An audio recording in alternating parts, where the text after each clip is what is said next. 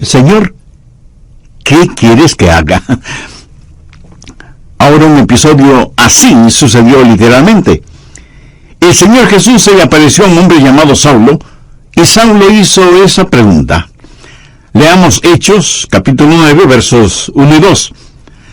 Saulo, respirando aún amenazas y muerte contra los discípulos del Señor, vino al sumo sacerdote y le pidió cartas para las sinagogas de Damasco, a fin de que si hallase algunos hombres o mujeres de este camino, los trajese presos a Jerusalén. En simple español eso significa que él tenía autorización para perseguir a los cristianos, ponerlos en la cárcel y llevarlos a Jerusalén para que sean enjuiciados. En su viaje, estando cerca de Damasco, una luz intensa que venía desde el cielo los rodeó. Saulo se cayó de su caballo, y estando en tierra, oyó una voz que le decía: Saulo, Saulo, ¿por qué me persigues? Él dijo: ¿quién eres, Señor?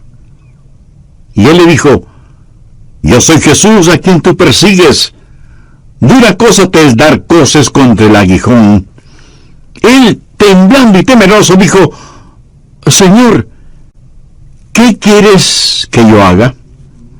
Y el Señor le dijo: levántate y entra en la ciudad, y se te dirá lo que debes hacer.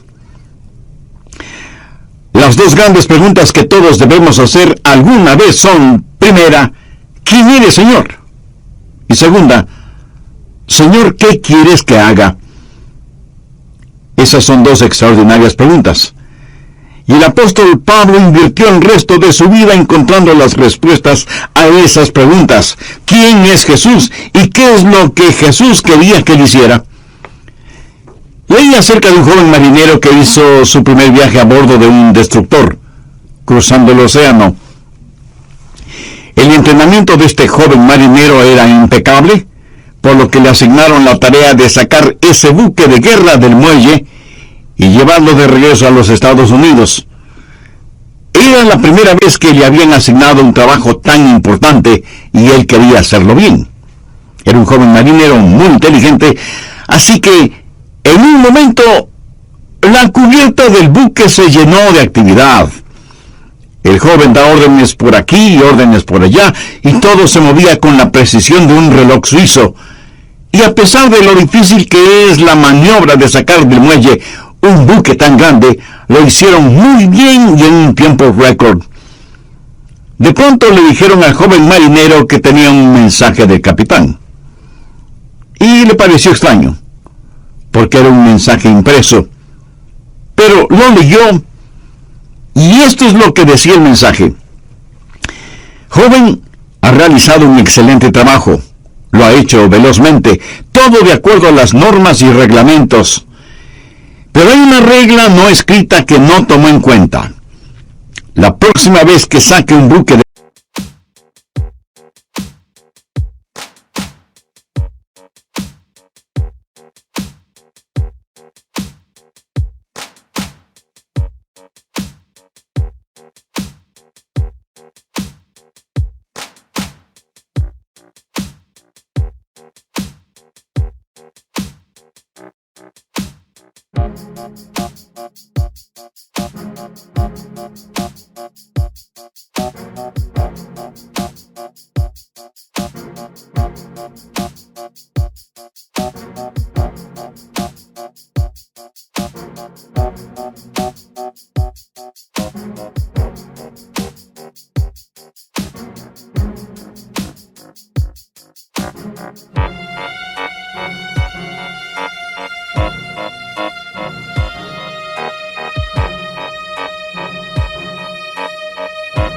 del muelle, asegúrese de que el capitán está a bordo. Este joven marinero hizo todo muy bien, pero dejó al capitán en tierra. Quiero decirle, mi amigo, que no importa cuán inteligentes sean sus planes o cuán capaz sea usted, antes de navegar hacia algún lado, asegúrese de que el capitán esté a bordo. Asegúrese de saber cuál es la voluntad de Dios. Ahora, ¿cómo saber la voluntad de Dios? Busque Jeremías 10, Verso 23. Ni del hombre que camina es el ordenar sus pasos. De la vida de Saulo, quien más tarde fue el apóstol Pablo, podemos aprender por lo menos 3 cosas, y oro que el Espíritu Santo de Dios las grabe en su corazón. Primero, una guía es prometida. ¿Y qué bendición es esta? Dios ha prometido guiar. Mire Hechos 9, la parte final del verso 6. Y el Señor le dijo, levántate y entra en la ciudad, y se te dirá lo que debes hacer. No creo que Jesús pudo haberle dado una mejor promesa que esta. Y usted dirá, pastor, eso es lo que el Señor le dijo a Saulo, pero no me lo ha dicho a mí. Déjeme darle algunos versículos. Efesios 2:10. Porque somos hechura suya, creados en Cristo Jesús para buenas obras, las cuales Dios preparó de antemano para que anduviésemos en ellas. ¿Qué es lo que esto significa? Que Dios tiene un plan para su vida. Salmo 37:23. Por Jehová son ordenados los pasos del hombre, y él aprueba su camino. Salmo 32:8. Te haré entender y te enseñaré el camino en que debes andar. Sobre ti fijaré mis ojos. ¿No es esa una hermosa promesa? Y ahora Isaías 58:11. Jehová te pastoreará siempre. Proverbios 3, versos 5 y 6. Fíate de Jehová de todo tu corazón, y él enderezará tus veredas. Mi amigo, la voluntad de Dios viene a nosotros de 3 formas. Primero, viene como su voluntad soberana. La voluntad soberana de Dios siempre se realiza. Nadie puede cambiarla ni detenerla. Dios es Dios y realiza lo que desea hacer, porque no hay nadie que pueda oponerse a su voluntad. La voluntad de Dios es misteriosa, es desconocida. Ni usted ni yo podemos conocerla. Solamente Dios la conoce. Deuteronomio 29:29 dice, las cosas secretas pertenecen a Jehová nuestro Dios, mas las reveladas son para nosotros y para nuestros hijos para siempre. Las cosas secretas pertenecen a Dios. Usted será una persona mucho más feliz si renuncia a ser Dios y deja que Dios sea Dios. Hay ciertas cosas que usted nunca entenderá, sino hasta cuando llegue al cielo, si es que es salvo, y cuando esté allá le aseguro que ya no tendrá interés en saberlas. Las cosas secretas pertenecen a Dios. Esa es la voluntad soberana de Dios. En segundo lugar está la voluntad moral de Dios. Hay ciertas cosas que Dios dice que son correctas y otras que son incorrectas. Por ejemplo, el robo, la fornicación, el asesinato, el orgullo, la mentira son cosas incorrectas. En cambio, el amor, la justicia, la honestidad, la pureza, la bondad, el respeto, la consideración son cosas correctas. Esta es la voluntad moral de Dios. Y no va a cambiarla para mí, ni va a cambiarla para usted. Son normas fijas de lo bueno y lo malo, porque Dios así lo ha decretado. ¿Estamos de acuerdo? La voluntad moral de Dios la encontramos en la palabra de Dios, sin titubeos, sin tartamudeos, ni apologías, ni vacilaciones. Dios dice, esto es bueno o esto es malo. Es la voluntad moral de Dios, y no la va a cambiar absolutamente por nadie. En tercer lugar, está la voluntad particular de Dios. Esto es, la voluntad especial de Dios para usted o para mí. Dios tuvo una voluntad especial para Saulo. Por ejemplo, mire en Hechos 9:15. El Señor le dijo, ve, porque instrumento escogido me es este para llevar mi nombre en presencia de los gentiles y de reyes y de los hijos de Israel, porque yo le mostraré cuánto le es necesario padecer por mi nombre. Dios tuvo un plan muy especial para este hombre. Pablo sería un apóstol a los gentiles. Era un vaso escogido. Verá, eso es muy importante para mí. Dios lo escogió en forma muy particular para que sea un vaso especial, y Dios tiene una voluntad especial para cada uno de nosotros. Por ejemplo, fue la voluntad soberana de Dios que un hombre llamado Adrian Rogers sea parte de los elegidos de Dios. ¡Aleluya! Yo francamente no lo entiendo, pero me regocijo. Es la voluntad soberana de Dios. En forma soberana, Dios derramó su amor sobre mí y me salvó, y agradezco a Dios por eso. Y luego fue la voluntad moral de Dios que yo me casara con una cristiana. La Biblia dice que no debemos unirnos en yugo desigual con los incrédulos. Por lo tanto, sé que Dios tiene una voluntad moral para que, si me case con una creyente en el Señor Jesucristo. Y para mí, Dios tuvo una voluntad particular, y su nombre es Joyce. ¿Lo ve? La voluntad soberana de Dios trabajó en mi vida. La voluntad moral de Dios estuvo en mi esposa. Sabía que quería casarme con una muchacha cristiana. Y cuando iba a dejar a casa a Joyce después de haber estado en la iglesia, o después de algún juego de fútbol en la universidad, al regresar a mi casa oraba: oh Dios, quisiera casarme con Joyce. Y creo con todo mi corazón que Dios contestó mi oración porque estaba dentro de su voluntad. Y Dios me dio esa maravillosa y especial mujer para que sea mi esposa. Dios tiene un plan para su vida. Dios tiene una voluntad particular para su vida. El por qué Dios está interesado en usted o en mí solo muestra la grandeza de su amor. Somos menos que una partícula de polvo en el océano de la existencia, y sin embargo, Dios nos conoce. Él sabe nuestras idas y venidas, sabe cuando nos sentamos y cuando nos ponemos de pie. Aún los cabellos de nuestra cabeza están contados. Y Dios no solo que nos ama, sino que también cuida de nosotros. Un niño comenzó a orar el Padre Nuestro y dijo: Padre nuestro que estás en los cielos. ¿Cómo es que sabes mi nombre? Se imagina, Él sabe nuestro nombre. De entre los billones de seres humanos que existen y que son preciosos para Él, Dios sabe el nombre de cada uno de sus hijos. La voluntad de Dios está prometida. Guía y liderazgo es su promesa. ¿La tiene usted? Dios ha prometido guiarle, pero sabe que hay 6 errores o mitos acerca de la voluntad de Dios. Espero y oro que podamos desterrarlos de nuestras mentes para siempre. Son mitos que necesitan ser destruidos. Primero, que Dios le dará un mapa para su vida. Y eso no es cierto. No lo hará. No se lo dio al apóstol Pablo entonces, y no se lo dará a usted ahora. La voluntad de Dios para usted no es un mapa. Es una relación. Cuando Él guió al pueblo de Israel por el desierto, ¿cómo lo guió? ¿Le dio algún mapa? No.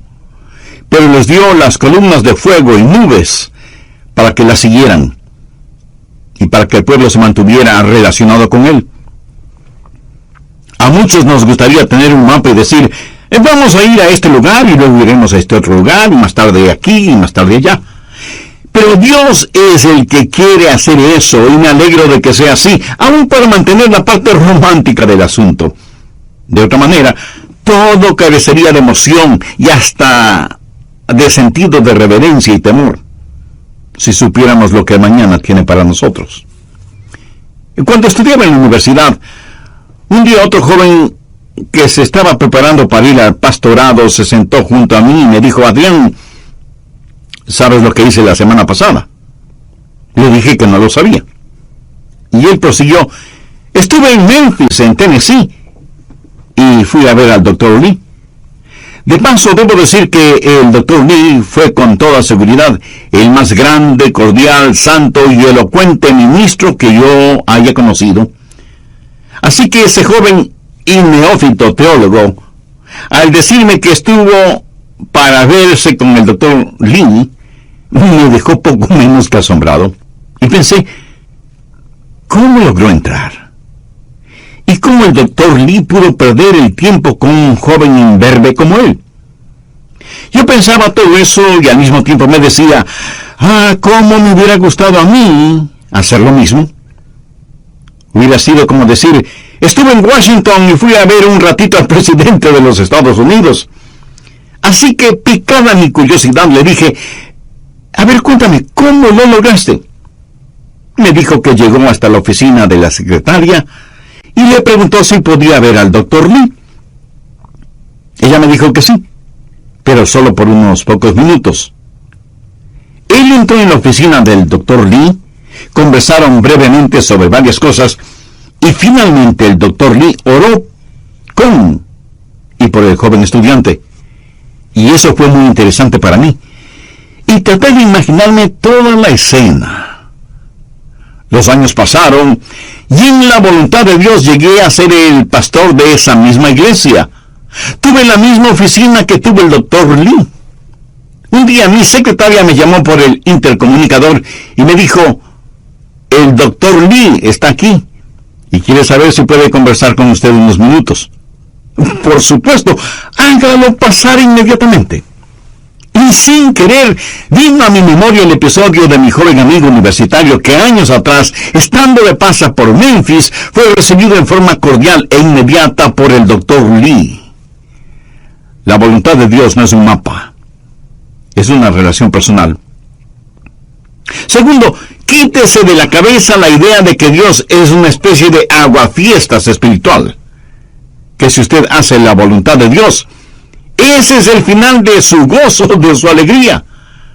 Hay mucha gente que no quiere saber la voluntad de Dios por temor de lo que podrían encontrar. Dicen, si le digo a Dios que quiero hacer su voluntad, ¿quién sabe a dónde me mandará? Muchos de ustedes seguramente son padres. Suponga que un día su joven hijo de 14 o 15 años viene y le dice, papá, estoy convencido que eres un hombre bueno, piadoso y sabio. Quiero saber qué es lo que quieres que haga. Haré cualquier cosa que tú quieras que haga. ¿Qué haría usted? Creo que usted primero se quedaría como una estatua con la boca abierta. No daría crédito a lo que está escuchando de boca de su hijo. El segundo, como un sonámbulo, iría donde está su esposa y le preguntaría, ¿escuchaste lo que nuestro hijo dijo? Pues veamos qué podemos pedirle que haga para hacerle la vida miserable. Se va a arrepentir de haber dicho lo que dijo. ¿Qué es lo peor que podríamos pedirle que haga? Amigo, no tenga temor de la voluntad de Dios. La voluntad de Dios es lo que usted quisiera para usted mismo, si tuviera el suficiente sentido común para desearla. Amigo, ¿entendió esa frase? La voluntad de Dios es lo que usted quisiera para usted mismo, si tuviera el sentido suficiente común para desearla. Busca usted diaria y diligentemente la voluntad de Dios para su vida. Si usted no conoce al Señor Jesucristo como su Salvador y Señor en forma personal, de ninguna manera buscará la voluntad de Dios. ¿No quisiera este mismo momento buscar a Dios y conocer su voluntad? Lo invito a que diga la siguiente sencilla oración conmigo. Querido Dios, reconozco que por estar viviendo de acuerdo a mi voluntad, he vivido en pecado y en rebelión contra ti. Intelectualmente sé que Cristo murió por mis pecados para perdonarme y salvarme. Pero ahora, convencidamente, acepto a Cristo como mi Salvador y mi Señor. Señor Jesús, ven a morar en mi corazón. Toma el control total de mi vida. Hazme la clase de persona que tú quieres que sea. Y ayúdame a nunca avergonzarme de ti, independientemente de las circunstancias. Segundo, no crea a quienes le dicen que Dios es un aguafiestas espiritual. Tercero, deje de pensar que Dios habla solo a cierta categoría de personas, o que Dios revela su voluntad solo a pastores o misioneros, o a la gente que trabaja en la iglesia, o cosas por el estilo. pero que Dios no tiene una voluntad para personas comunes y corrientes. Dios tiene una voluntad para cada vida. Así que deje de pensar que la voluntad de Dios es solo para determinadas personas. Cuarto, cuando Dios le muestra su voluntad para su vida, pudiera ser que tenga o no alguna dramática experiencia, como la del apóstol Pablo en el camino a Damasco. ¿Recuerda cuando Dios le habló a Elías en la montaña y soplaba el viento? Dios no estuvo en el viento, ni en el fuego, ni en el terremoto. Y leemos en Primera de Reyes capítulo 19, el verso 12, y tras el fuego, un silbo apacible y delicado. Ahora algunas veces Dios habla en los terremotos o en el fuego. El apóstol Pablo tuvo una especie de terremoto espiritual en su camino a Damasco. Pero usted deje que Dios sea Dios en su vida. Dios habla apaciblemente a algunas personas y a otras Dios tiene que llamarles fuertemente la atención. Quinto, otro mito que debemos sacarlo del corazón y mente es el que Dios muestra su voluntad solo a gente joven, pero no a gente mayor. Siempre les estamos diciendo a los jóvenes que deben buscar la voluntad de Dios para sus vidas. Escuche, quiero decirle que usted, sea que tenga 9 años de edad o 90 años de edad, usted debe buscar la voluntad de Dios para su vida. Si Dios ya hubiera terminado con usted, Él ya le hubiera llevado al cielo. Dios tiene un plan para su vida. Sexto, el último mito que necesitamos destruir es el que dice que de alguna manera Dios oculta o esconde su voluntad de nosotros. Pensemos nuevamente en el joven que está frente a su padre, quien le dice: hijo, hay algo que quiero que hagas, y si lo haces, te daré una buena recompensa. Pero si no lo haces, te llevaré a tu cuarto y aplicaré la vara de la disciplina donde termina tu espalda. Y el hijo responde: bueno, papá, ya que lo explicas de esa manera, ¿qué es lo que quieres que haga?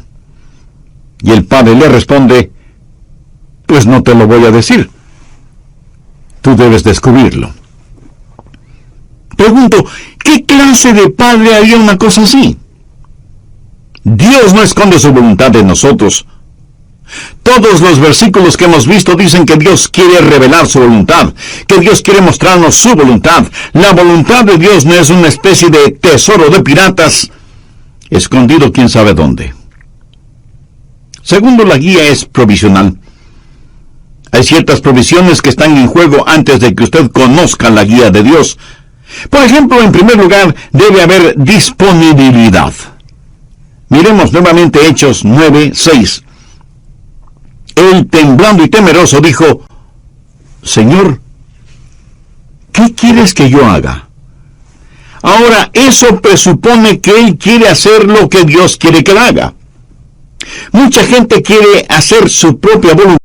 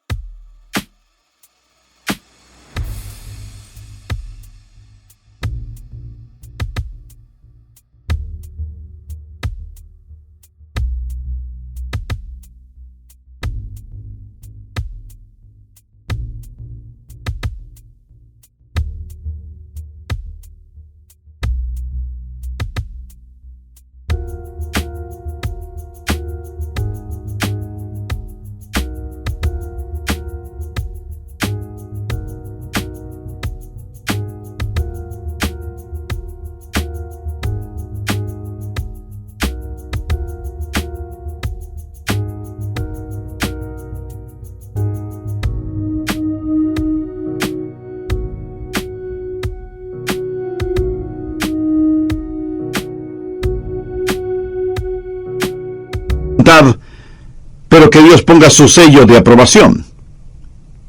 Son como las personas que buscan un arquitecto porque quieren construir sus casas, pero en realidad lo que quieren es que el arquitecto interprete y diseñe lo que ellos tienen en mente. Y eso está bien cuando se trata de construir una casa, pero no está bien cuando se trata de construir una vida. La pregunta de Pablo fue: Señor, ¿qué quieres que yo haga? Eso quiere decir: Señor, tú estás en control, no yo. ¿Sabe lo que es la humildad? Humildad significa que se le puede enseñar. ¿A cuántos de ustedes se les podría enseñar hoy? El Salmo 25:9 dice: encaminará a los humildes por el juicio y enseñará a los mansos su carrera. ¿Es usted humilde? ¿Manso? Si no lo es, usted no estará disponible. Si no lo es, no conocerá la voluntad de Dios. Pero no solo debe haber disponibilidad y mansedumbre, sino también, y en tercer lugar, debe haber apertura. Apertura. Pablo buscó la voluntad de Dios inmediatamente, y él oró y dijo: Señor, muéstrame tu voluntad. ¿Ha estado usted abierto a la voluntad de Dios? Y no es cuestión de simplemente decir: si Dios quiere mostrarme su voluntad, lo hará. ¿Ha orado usted en forma honesta y sincera diciendo: Señor, yo quiero conocer tu voluntad? ¿Se reporta usted para servicio diario delante de Él? Después de conocer al Señor Jesús, usted va a ser como Pablo y decir: Señor, ¿qué quieres que yo haga? Y aún hay otra provisión. Hechos 9, versos 8 y 9. Entonces Saulo se levantó de tierra, y abriendo los ojos no veía a nadie. Así que, llevándole por la mano, le metieron en Damasco, donde estuvo 3 días sin ver, y no comió ni bebió. ¿Puede imaginarse eso? Aquí está este hombre que capturaba y encarcelaba a muchos, y ahora ciego, es tomado de la mano para ser guiado. Ahora es un hombre dócil, se ha rendido, ha cedido ante la presencia de Cristo. La Biblia dice que debemos presentar nuestros cuerpos como donde quiera, a cualquier hora, cueste lo que cueste. ¿Se atrevería usted a decirlo?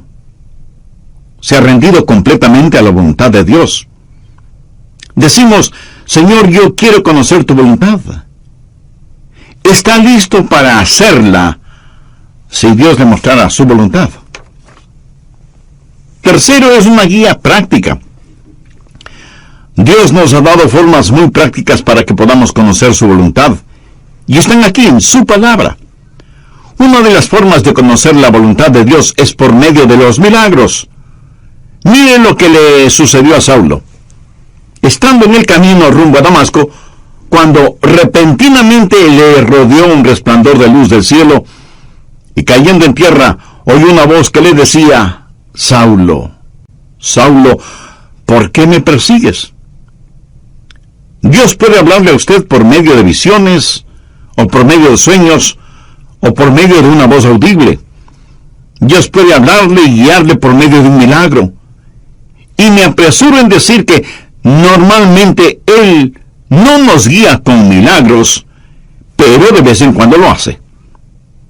Ahora, toda vez que tenemos la Biblia completa, esa clase de milagros no son necesarios en la actualidad, y no es la forma normal de Dios para guiarnos. Pero lo menciono porque está en la palabra de Dios. Pero si usted tiene una visión, o un milagro, o un sueño, o lo que sea, será mejor que las compare con las otras cosas que voy a mencionar para ver si encajan unas con otras. Y no es una mera autosugestión. En segundo lugar, Dios le hablará y le guiará por medio de su palabra. Y si usted pregunta, ¿le guió Dios a Pablo con su palabra? Amigo, es mejor que lo crea. Verá, primero, él era un rabí y conocía muy bien la palabra de Dios, el Antiguo Testamento.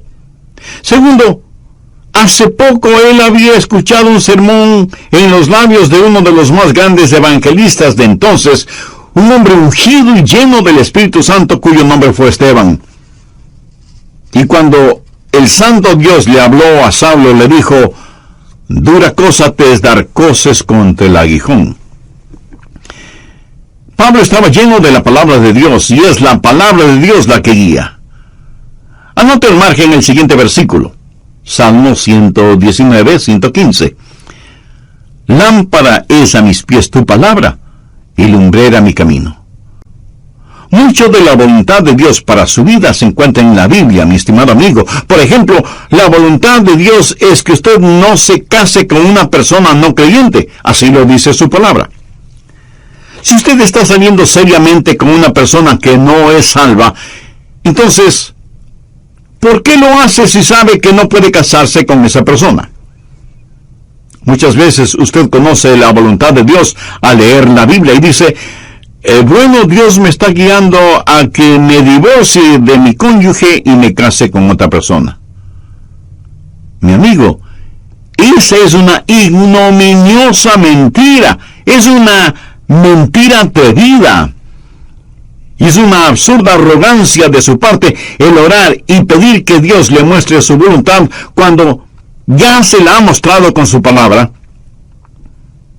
¿O se considera usted una persona súper especial, a la cual Dios le concederá algo que está en contra de lo que Él mismo ha establecido en su palabra? Piénselo. En tercer lugar, Dios le guiará por medio de su gente, los hijos de Dios. Veamos Hechos 9, los versos del 10 al 13. Había entonces en Damasco un discípulo llamado Ananías, a quien el Señor dijo en visión: Ananías. Y él respondió: heme aquí, Señor. Y el Señor le dijo: levántate, y ve a la calle que se llama Derecha, y busca en casa de Judas a uno llamado Saulo, de Tarso, porque he aquí, él ora, y ha visto en visión a un varón llamado Ananías, que entra y le pone las manos encima para que recobre la vista. Entonces Ananías respondió: Señor, he oído de muchos acerca de este hombre. ¿Cuántos males ha hecho a tus santos en Jerusalén? Cuando Dios le habló a Saulo y le dijo que le mostraría su voluntad, Dios también habló a Ananías y lo utilizó para confirmar su voluntad en la vida de Saulo. En Proverbios 24:6 leemos: en la multitud de consejeros está la victoria. ¿Qué quiere decir eso? Que cuando Dios le habla a usted acerca de algo, muchas veces Dios lo confirmará por medio de alguien más. Mateo 18:16 dice: toma aún contigo aún. 17 dice: fue entonces Ananías y entró en la casa, y poniendo sobre él las manos dijo: hermano Saulo, el Señor Jesús, que se te apareció en el camino por donde venías, me ha enviado para que recibas la vista y seas lleno del Espíritu Santo. Y desde ese momento el Espíritu de Dios estuvo guiando a Saulo, quien más tarde escribió a los romanos: porque todos los que son guiados por el Espíritu de Dios, estos son hijos de Dios. Y en Gálatas 5:18, Pablo dice: pero si sois guiados por el Espíritu, no estáis bajo la ley. El Espíritu de Dios le guiará. Déjeme decirle cómo el Espíritu Santo le guiará. Si alguna vez ve a alguna persona con convulsiones, seguramente está controlada por el diablo. Dios no grita y Dios no empuja. Dios susurra y guía. Él guía sus ovejas. No las está llevando al matadero, las lleva a pastos verdes. Y es mejor que usted sea sensible para escuchar al Espíritu Santo y reconocer la voz de Dios. Finalmente, usted puede conocer la voluntad de Dios por la sabiduría de Dios. Él le guiará con absoluta sabiduría. Note lo que dice Hechos 9:20 al referirse a Saulo. Enseguida predicaba Cristo en las sinagogas, diciendo que este era el Hijo de Dios. Este hombre, Saulo, comenzó a predicar de inmediato. Y todos los que le oían estaban atónitos y decían: ¿no es este el que asolaba en Jerusalén a los que invocaban este nombre? Y a eso vino acá, para llevarlos presos ante los principales sacerdotes. Pero Saulo mucho más se esforzaba y confundía a los judíos que moraban en Damasco, demostrando que Jesús era el Cristo. Ahora, ¿de dónde tuvo esa sabiduría? Dios le dio sabiduría sobrenatural. Santiago 1:5 dice, y si alguno de vosotros tiene falta de sabiduría, pídala a Dios, el cual da a todos abundantemente y sin reproche, y le será dada. ¿Sabe lo que es la sabiduría? Sabiduría es ver la vida desde el punto de vista de Dios. Cuando usted ora y tiene el Espíritu de Dios y la palabra de Dios en usted, empieza a tener sabiduría. El conocimiento viene cuando observamos las cosas a nuestro alrededor. La sabiduría viene cuando miramos hacia arriba, a Dios. La sabiduría tampoco es tener unas lagrimitas en las pestañas y un calorcito en el corazón. Sabiduría es tener una mente fija en Dios, llena de la palabra de Dios y guiada por el Espíritu Santo de Dios. ¿Qué es lo que dice Santiago? Que si pedimos a Dios que nos dé sabiduría, Él nos la dará y seremos guiados por la providencia de Dios. En el capítulo 9 de los Hechos, encontramos que ciertas personas decidieron que Saulo era una verdadera molestia y que debían destruirlo. Pero el complot llegó a oídos de Saulo y los discípulos le ayudaron a escapar, bajándole por el muro en una canasta. ¿Se acuerda de ese relato? Pero, ¿cómo supo él que querían matarle? Bien, en la providencia de Dios, esas acechanzas llegaron al conocimiento de Saulo y pudo escapar. La providencia de Dios. Dios abre puertas y Dios cierra puertas. Y lo que usted podría considerar casualidad es el plan de Dios y la forma en que Dios nos guía en este mundo. Y muchas veces no lo vemos como la providencia de Dios, sino hasta muchos años después.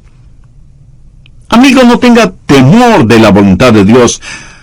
La voluntad de Dios no lo llevará donde el poder de Dios no pueda sustentarlo. Y la voluntad de Dios es absolutamente lo mejor para usted, para su cónyuge, para sus hijos.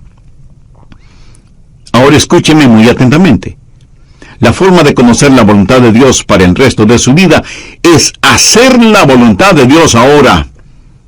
Es muy difícil el pilotear un barco que no se mueve. Verá, la forma de entender la parte de la Biblia que no entiende es obedeciendo lo que sí entiende. La manera de saber acerca del futuro es obedeciendo a Dios ahora en el presente. Y si usted tiene interés en poseer la voluntad de Dios para su vida, le diré lo que el apóstol Pablo dijo hace ya tantos siglos. Señor, ¿quién eres?